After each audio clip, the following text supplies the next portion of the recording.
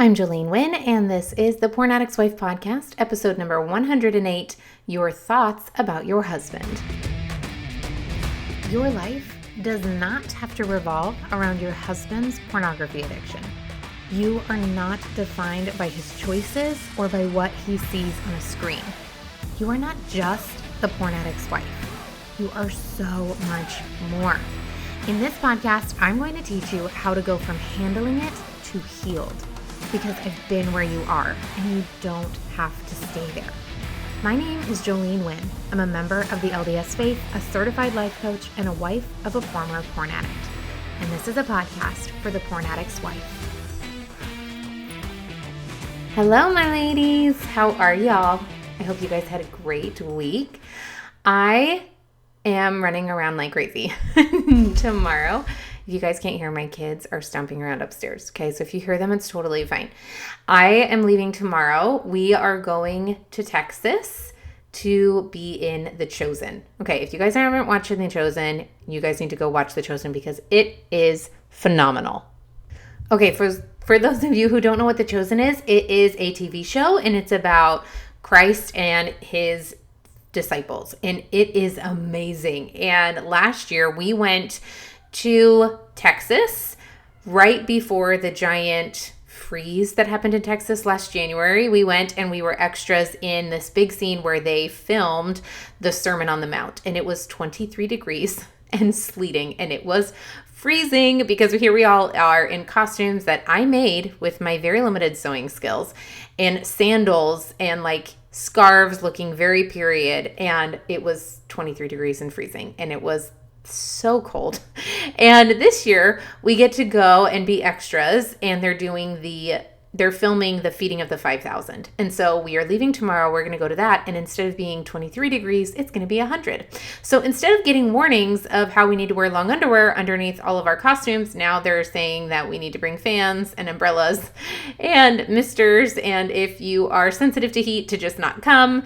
So one extreme to the other. We were frozen last year, and this year we're going to burn to a crisp. So that'll be exciting. So we are going tomorrow. We're leaving tomorrow, going to Texas, and we're going to be doing that this week. And I'm so excited. You guys won't be able to see us. There's 5,000 people. So if you guys watch The Chosen, look for me.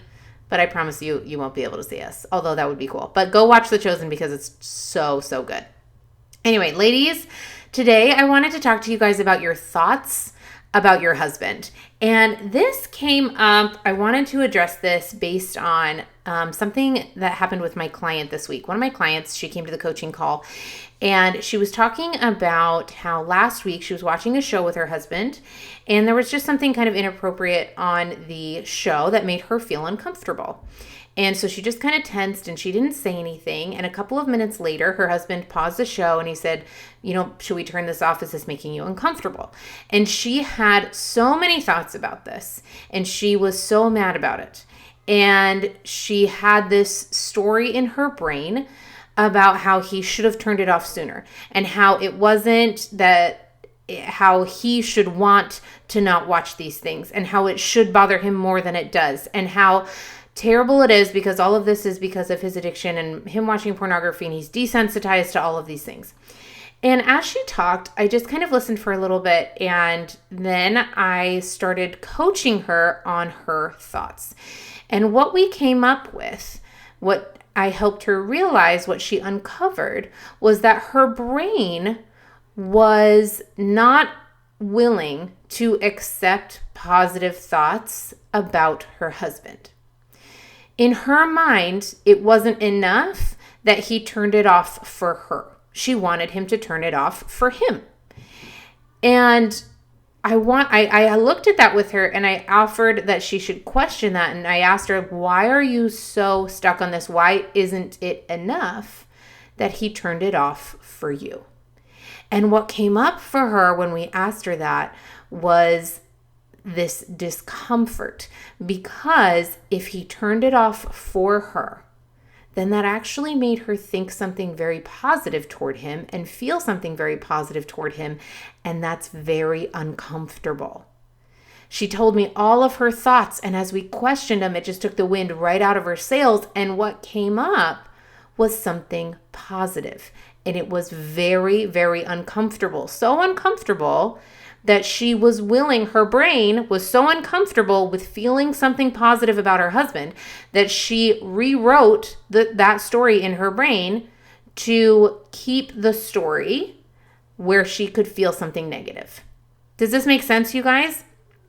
I want you guys to look at the thoughts that you think about your husband. And here's what I want to offer is that I want you all to give yourself permission to think positive thoughts about your husband. Because here's what happens sometimes, ladies, I see this so often, is that it feels so very strange when you've been thinking and feeling so much negativity toward your husband for so long.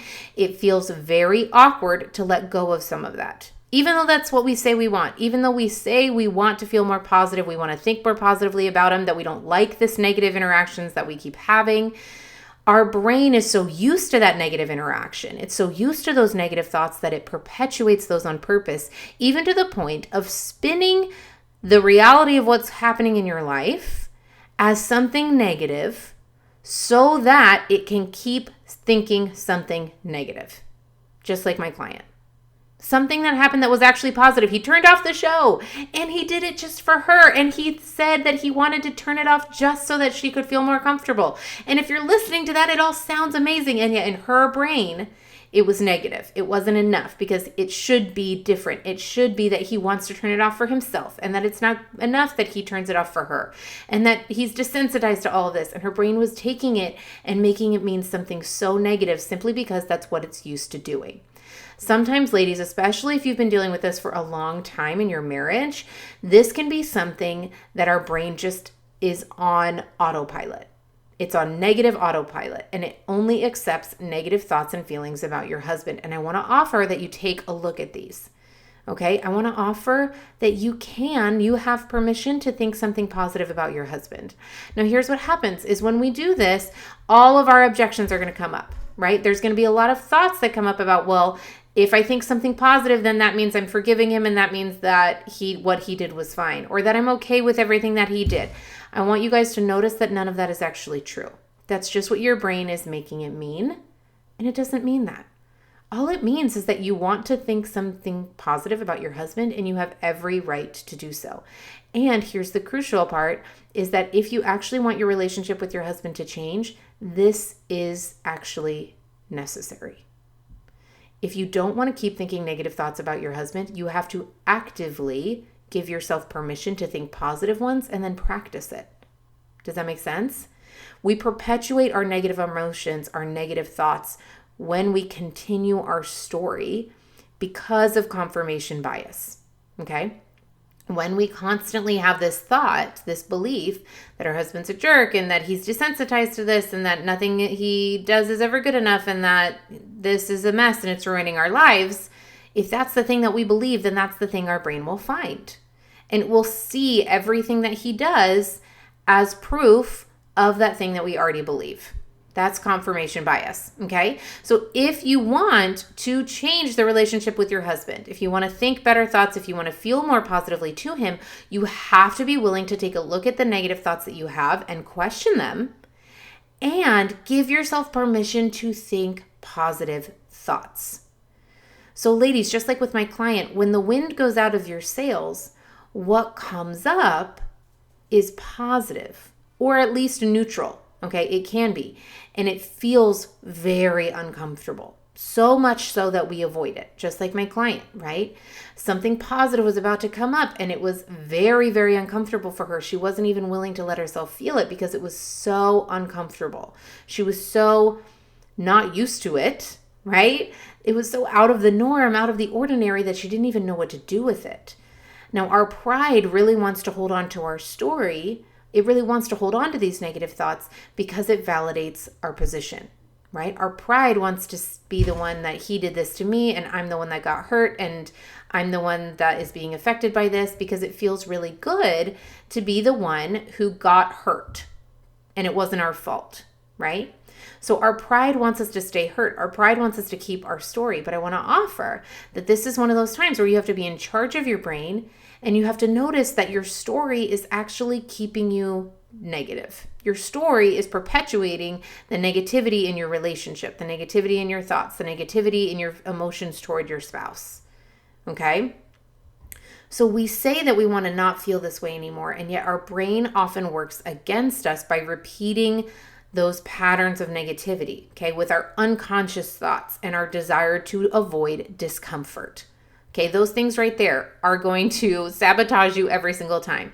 Your brain's desire to avoid discomfort, which is part of the motivational triad. This is literally how every human brain works. And its desire to keep things easy. So it's just going to perpetuate those patterns and do so much that you don't even realize that they're happening. Right? My client didn't come to the call saying, I noticed this unconscious thought pattern. She came to the call and said, I'm struggling because this is what happened last night, and here's why I think it's a problem.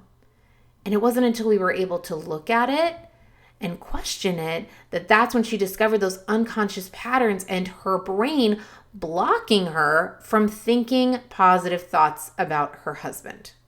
Okay? So that's part of it, is sometimes we perpetuate negative thoughts because we want to avoid positive ones. Now, let me tell you another side of this, is that often we perpetuate negative thoughts in order to keep positive ones. And let me tell you about this. Let me tell you a story, okay? So I've had many clients who come to me and they talk about how their husband this especially happens if they have a spouse that is actively working through his addiction. They will keep him on a pedestal, the one who's working through it. And they find out about his past and his history with it and all the lying and all the terrible things that he did. And they almost keep that as a separate person. Okay? They have a hard time acknowledging that he's the same person. I'm thinking of one client in particular. It's something that she kept saying over and over was, this is not the man I married. And one of the things that I offered to her and that we had to work on a lot was connecting those people in her brain. That yes, the same man she married is the same man who is working through this addiction, through this trial, through this struggle. She couldn't reconcile that. And this is what often happens. You kind of keep him on a pedestal of who he used to be, or the man that is working through it now or over it now versus the one in the past that did struggle with it. You keep them as two separate people. And here's the problem when you do that, is that you keep one person that you get to have negative feelings about and negative thoughts about, and then you give yourself permission to feel positively about the other one. Do you guys see this? But the problem is that they're the same person. And so as long as you have two separate people, then you get to feel negatively about one of them, which is great because it keeps you validated in your story. The problem is that then you keep feeling negative and your brain actually knows that they're the same person. And so you just keep feeling and thinking these negative things about your husband. Okay. And all of this is happening subconsciously.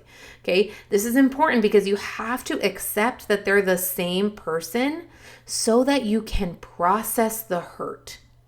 Okay. So if you have thoughts like he's a different person or this isn't the man that I married, I want you guys to look at that and I want to encourage you guys to try and connect those together. This is extremely important because if you, like I was saying, you have to be able to accept that they're the same person so that you can accept their actions and accept how they affected you so that you can process how you were affected and then move on. Do you guys see this? So I want you guys to be really conscious, really become really aware of the thoughts that you have about your husband, whether they're positive or negative, and look at why you want to do this. And that's what we're going to talk about right now, okay? Your brain wants to keep your story. And when I mean your story, I mean the way that you tell yourself everything that happened, okay? It wants to keep the story, keep that train of thoughts, whether it's positive or negative, because that's more comfortable than trying to hold the cognitive dissonance. Okay, we've talked about cognitive dissonance a lot, especially in the last couple podcast episodes where I talked about when you have more than one thing that you want. Okay, cognitive dissonance is when you have two opposing thoughts that you hold in your brain. Okay, the reason that this is so difficult is because they both bring up emotion and they're very hard to hold at the same time. Your brain wants to get rid of one of them. Okay, so it's difficult for your brain to hold both positive and negative thoughts about your husband, if he's the same person, at the same time. Your brain wants to get rid of one of them. Okay, this is why if you choose, it's very easy to stay with the negative, okay, and to always think and feel negatively toward your husband. It becomes very uncomfortable to give yourself permission to hold something positive about him because your brain is so used to that negative and it doesn't like having positive and negative at the same time. They kind of clash inside your brain. And so your brain says, well, we should just get rid of the positive. Let's just get rid of that. It's a whole lot easier. It's way more comfortable to sit in negativity than it is to sit with negativity and positivity. So let's just get rid of the positive. Okay, the problem with that is then we're always stuck in negativity, right? Do you guys see this? Okay, cognitive dissonance is something we have to learn how to hold and give yourself permission. That's why I say give yourself permission to think something positively about your husband if you want to. Okay?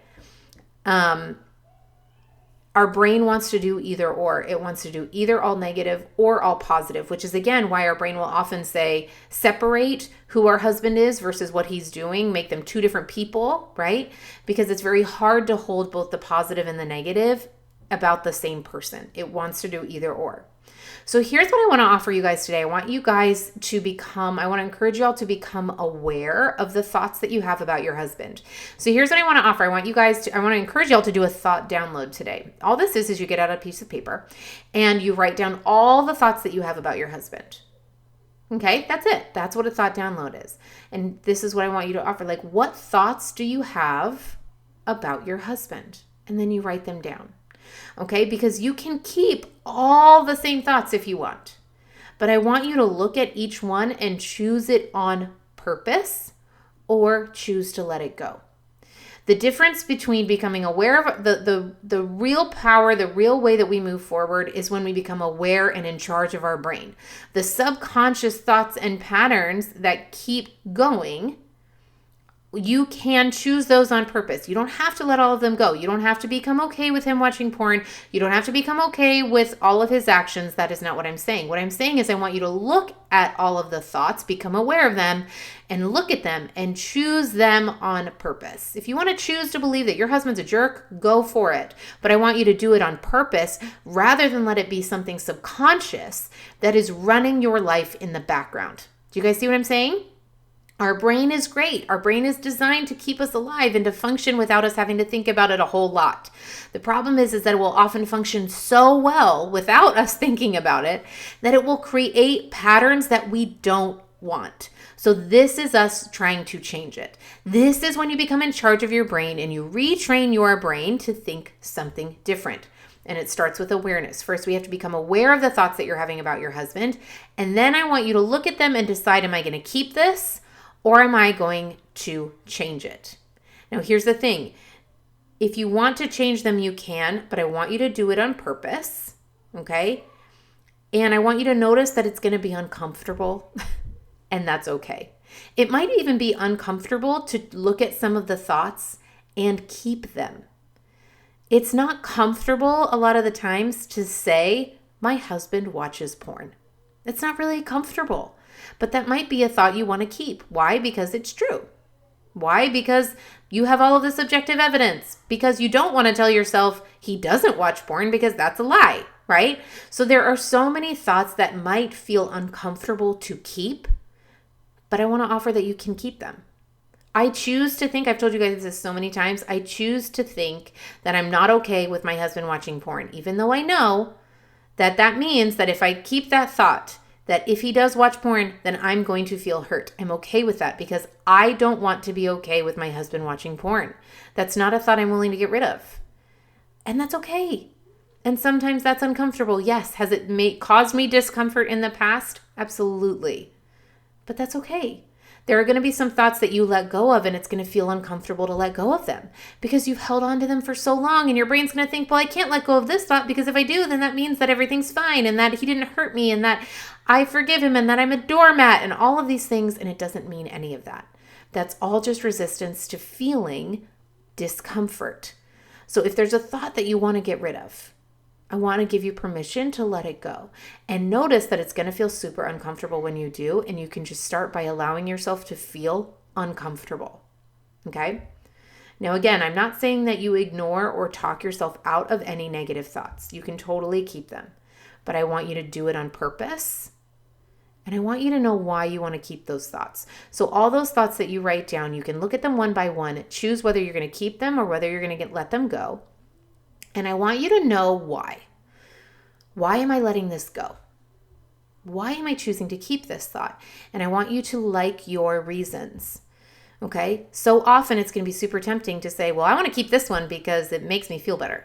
I want to believe that my husband's a jerk because it makes me feel better. It makes me feel validated in my feeling anger toward him, right? And if you like that reason, keep it. But I want you to look at those thoughts, each one, and I want you to choose to keep it or let it go. And I want you to like your reasons. Okay, ladies, this is an exercise that takes a lot of humility. Okay, so much humility. It takes a lot of being willing to let go of your story. But this is how you move forward. If you want help with it, come coach with me. I will show you how to do it. I will help you uncover these thoughts. I will help you learn how to change them, and we will absolutely move you forward to get you to the place where you want to go. But you can do this. You deserve more positivity in your life. I love you ladies so much, and I will see you next week on a brand new episode. So take care. All right, ladies, if you are loving what you are learning on the podcast, I want to invite you to come join my coaching program. This is where we take it to the next level and we actually start applying and learning the how of moving forward. This podcast has taught you the what, and the coaching program is where you're going to learn the how. This is where you learn how to actually start moving forward, process all of that pain that you feel, and let it go once and for all. If you are ready to finally move forward and stop living a life that revolves around your husband's pornography addiction, then I want to invite you to come join me today. Just head to my website, joleneWayne.com, and sign up today. I can't wait to see you there.